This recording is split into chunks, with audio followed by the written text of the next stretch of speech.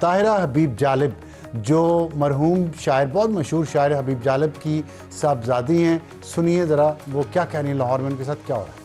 Tera force اور municipal والے بھی آئے اور مجھے یہ کہا کہ آپ نے کل سے جو ہے یہ ڈھابا نہیں لگانا۔ نہ تو انہوں نے مجھے گاڑی انسٹالمنٹ پہ دی، ایپلیکیشن ریجیکٹ کر دی میری، لیکن میں نے کسی کے نام پہ گاڑی نکلوائی ہے، وہ ان ڈرائیو پہ چلا رہی ہوں۔ پھر میں نے ماڈل ریڈی کے لیے بھی ان کو ایپلیکیشن دی، اس کا بھی مجھے کوئی جواب نہیں آیا۔ کیا کروں مجھے بتائیں آپ، کہاں جاؤں؟ محنت بھی نہ کروں، یہ لوگ محنت بھی نہیں کرنے دیتے۔ سرمایہ کہاں سے لے کے اربوں کا، لاکھوں کا، کروڑوں کا؟ کیا کریں، کس کو کہیں، کس سے بات کریں؟ تھوڑی سی جگہ میں سوال جو اٹھایا ہے طاہرہ حبیب جالب نے کہ وہ کیا کریں اور وہ کہاں جائیں، کیا ان کا حق نہیں ہے کہ وہ بھی اس معاشرے میں ایک عزت کے ساتھ اپنا روزگار چلا سکیں اور کما سکیں اور اپنے فیملی کا پیٹ پال سکیں؟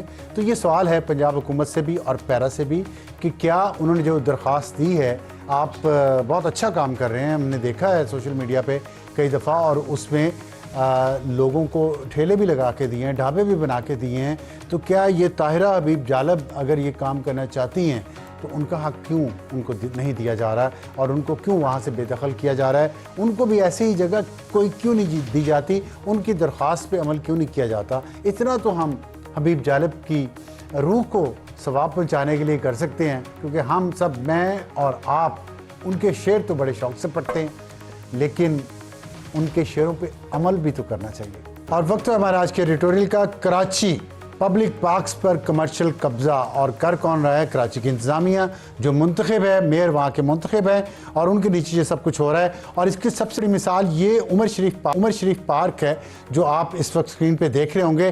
یہ کلفٹن کا ایک چھوٹا سا کمیونٹی پارک تھا، لیکن اب وہاں کی جو انتظامیہ ہے کراچی کی، وہ یہ کر رہی ہے کہ جو لوکل پبلک پارکس ہیں ان کو پیڈل کورٹس میں تبدیل کیا جا رہا ہے، اور پیڈل کورٹس میں تبدیل کر کے وہاں پہ اس کو پبلک پارک کو پبلک کے لیے بند کر دیا جاتا ہے، اور صرف وہی انٹر ہو سکتا ہے جو 6,000 روپے سے لے کے 8,000 روپے تک پر وزٹ وہاں پہ فیس ادا کرنے کی استطاعت رکھتا ہے۔ تو جو غریب آدمی، جو لوور مڈل کلاس کے لوگ پارک میں جا کے انجوائے کر سکتے ہیں، وہ ایک اپرچونٹی بھی کراچی کے میئر نے، کراچی کی میونسپل انتظامیہ نے کراچی کے شہریوں کے لیے بند کر دی ہے۔ اور اس کے خلاف ہائی کورٹ میں گئے تو سندھ ہائی کورٹ نے اس کو کہا کہ یہ جو پالیسی ہے یہ غیر قانونی ہے اور اس کو ختم کر دینا چاہیے، ان پیڈل کورٹس کو ختم کریں اور پرائیویٹ جگہوں پہ بنائیں۔ اور بھی جگہوں پہ ہیں،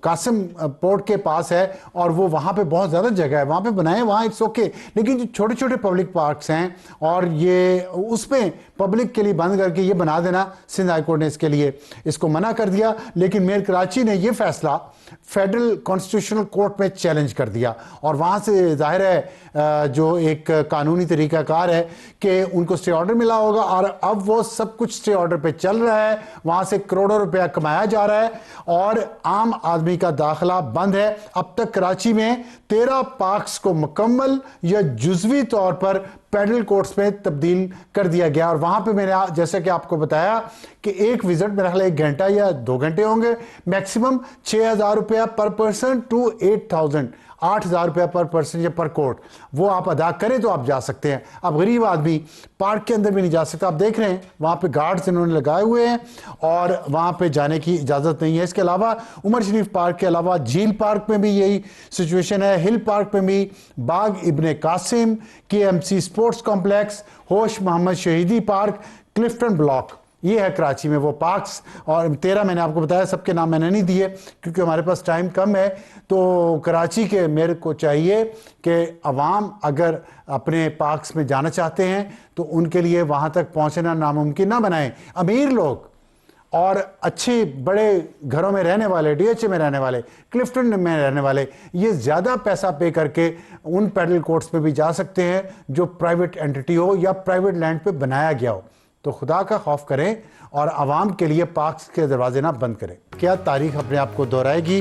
ہمیں جوائن کیا سینیٹر کامران مرتضیٰ صاحب نے، رہنمائے جمعیت علماء اسلام فضل الرحمان گروپ کے، اور تاریخ اپنے آپ کو کیسے دہرائے گی؟ یہ ایک بڑا اہم سوال اس طرح سے ہے کہ 2022 میں آپ کو یاد ہوگا کہ اس وقت بھی ایک متحدہ اپوزیشن بنی تھی اور جس کی سربراہی مولانا فضل الرحمان صاحب کے پاس تھی، اور پھر PDM بنی اور پی ڈی ایم نے ایک عدم اعتماد کی تحریک پیش کی جس میں اس وقت کے وزیر اعظم عمران خان کو نکال دیا گیا اور اس کے بعد شہباز شریف وزیر اعظم بنے جو آج تک وزیر اعظم ہیں کیونکہ درمیان میں انتخابات بھی ہوئے. تو کیا اب پھر 2 سال بعد جو متحدہ اپوزیشن بنی ہے اور جس پہ مولانا فضل الرحمان جس کو لیڈ کر رہے ہیں اس کا ایجنڈا کیا ہے, اس پہ ہم بات کریں گے.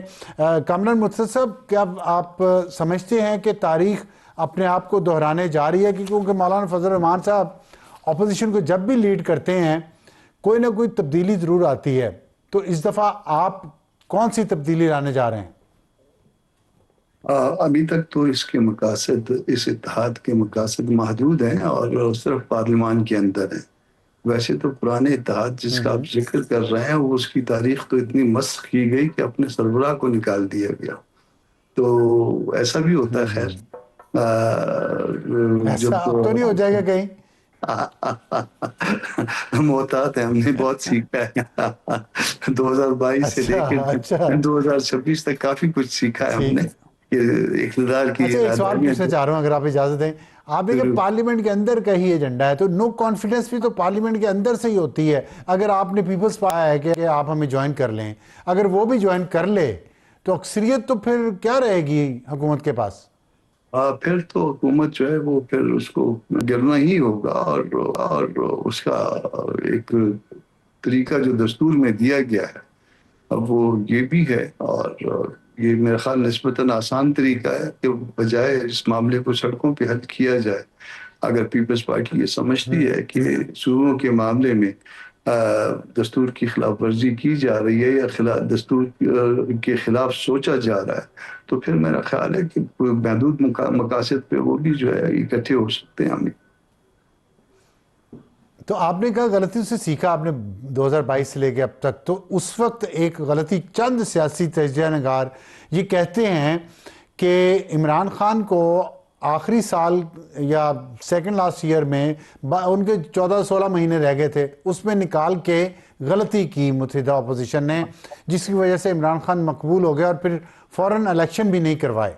تو اگر اس دفعہ بھی آپ نے وہی غلطی دہرائی اور مسلم لیگ نون کی مقبولیت دوبارہ ہو گئی مظلوم بن کے, تو پھر آپ سمجھتے نہیں ہیں کہ غلطی پہ غلطی ہو جائے گی؟ ایک وہ ظلم پورا نہیں کرنے دیتے آپ؟ ہاں نہیں, ایک تو ظلم اتنا بڑھ گیا کہ ایک ایسی حکومت جو جیتی ہوئی نہیں ہے, جو صرف 1.5 درجن افراد جس کے جیتے تھے اور اس کی بلبوتے پہ یہ معاملہ جو ہے وہ چل رہا ہے. بلبوتا تو خیر کسی اور چیز کا ہے اور اس پہ یہ اس معاملے کو چلایا جا رہا ہے اور عوام جو ہے ان کو یہ بات واضح طور پہ پتہ ہے کہ انفیکٹ جو ہے ان میں سے میجارٹی جو ہے وہ جیتے ہوئے نہیں ہے. اب تو الائی پارٹی بھی, پیپلز پارٹی بھی فارم 47 کا تانا دے رہی ہے.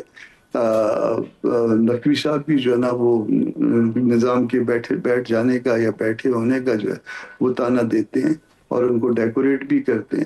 تو میرا خیال ہے کہ اب ویسا نہیں ہے, مگر جہاں تک پچھلی دفعہ کی بات ہے وہاں جیسے دی مومنٹ یہ نو کانفیڈنس جو ہے نا وہ کیری ہو گئی تھی تو مولانا نے میری موجودگی میں بلاول صاحب کو, شہباز صاحب کو کہا کہ بس یہ بات ختم ہو گئی ہے. اب جو ہے نا اگر کوئی ضروری امینڈمنٹس ہیں الیکشنز ایکٹ میں جس میں فیئر اور فری کا جو ہے اس کو انشور کیا جا سکتا ہے الیکشن کو, وہ کروائیے فوری طور پہ امینڈمنٹ اور الیکشن میں چلے جائیں گے.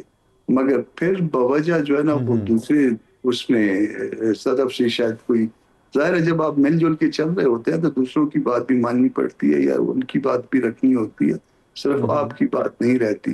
تو یہ بات ہوئی تھی اسی تو اس دفعہ اگر حکومت کی تبدیلی ہوئی تو کیا فوری الیکشن میں جائیں گے یا پھر دوسروں کی بات مانی جائے گی؟ میرا خیال ہے یا دوسرے پیپلز پارٹی کہے کہ نہیں جی تھوڑا سا اس میں ایسا ہے کہ پہلے کیا کریں گے یہ تو میں نہیں بتا سکتا, یہ تو پھر جو نا ایک غیب والی بات ہو جائے گی اس علم کی. مگر جو نا وہ جانا بنتا ہے, اس کی وجہ ہے پیپلز پارٹی کہہ رہی ہے فارم 47 کی حکومت, پی ٹی آئی کہہ رہی ہے فارم 47 کی حکومت, ہم کہہ رہے ہیں فارم 47 کی, opposition leader Mahmood Khan form 47 کی. تو پھر ہمارا اخلاقی جواز نہیں بنے گا کہ اس پارلیمان کو جو نا وہ مزید تسلسل دیں اور اس کو کہیں کہ جی اب اسی سے بڑھ کرتے ہیں. ہمارا اخلاقی جواز نہیں ہوگا. ہوتا کیا ہے یہ مجھے نہیں پتا.